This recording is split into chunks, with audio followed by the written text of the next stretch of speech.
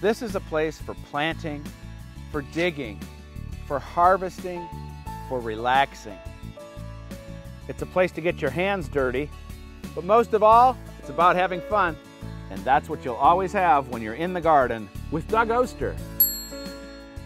You want a green thumb too, don't you? A couple of days ago we had 90 degrees. Today we're out at sweater weather, and before we get to work in earnest, we're going to pick some radishes. We actually planted these in January, winter sowing them, and take a look at the size of a couple of these. That's a nice size radish, isn't it? And I've got plenty of big ones in here and some little ones.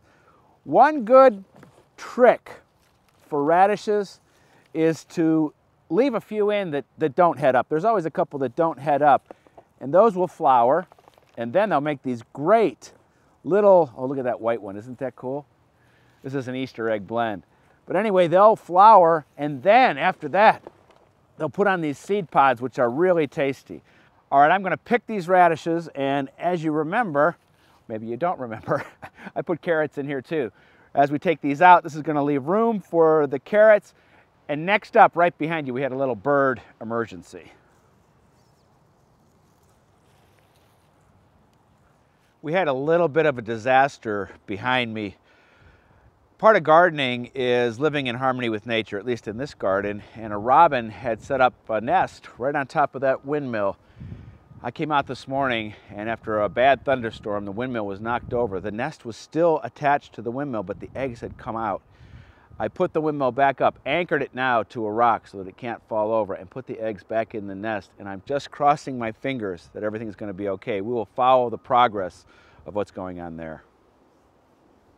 All right, an important job is when our tulips are done is to deadhead them. We don't want them to make seed because we want all the energy when these greens fade away to go down into the bulb, and so they'll come back again for us next year. And very easy to do. Just snip them off at the top, we'll be good to go. All right, meet me out in the garden, and we've got some fertilizing to do.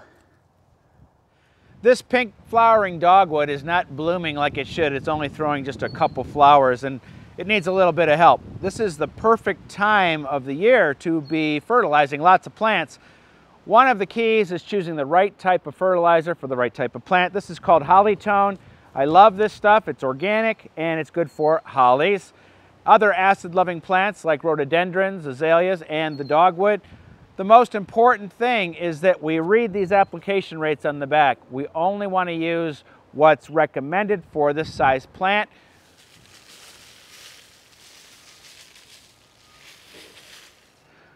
One of my favorite all-purpose fertilizers is called Revita. It's from a company called Ohio Earth Food.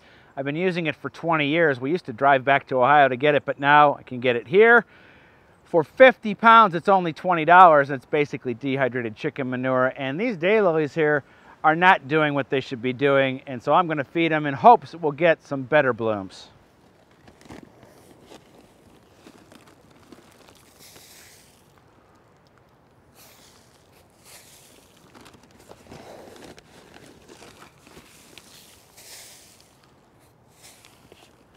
All right, next up are our containers. Once a year, I buy some liquid organic fertilizer. This is a concentrate called Neptune's Harvest. I like it a lot, and really nothing to it. Again, following the directions, we're just putting a little bit in here. We're gonna add some water, and then follow me. We're gonna feed the pansies, and all my containers get fed every couple weeks. All right, I'm gonna water my containers, and then we are going to finish up back in the vegetable garden. And these pansies are going to be so happy, and flower, flower, flower. I'm enjoying my spring blooms. I hope you are. Now, we used Hollytone to fertilize plants like these azaleas, but there's also Rose Tone for our roses. Feed your roses once a month. You'll make them happy. They'll in turn make you happy. Now, check me out online. That's where you can find more stories, blog posts, videos, and also how to become part of my Seed of the Month Club. It's also where you can find out where I'll be appearing. Now, until next week, there's a rose over here called a Zephron Drohin that needs some food. We'll see you then.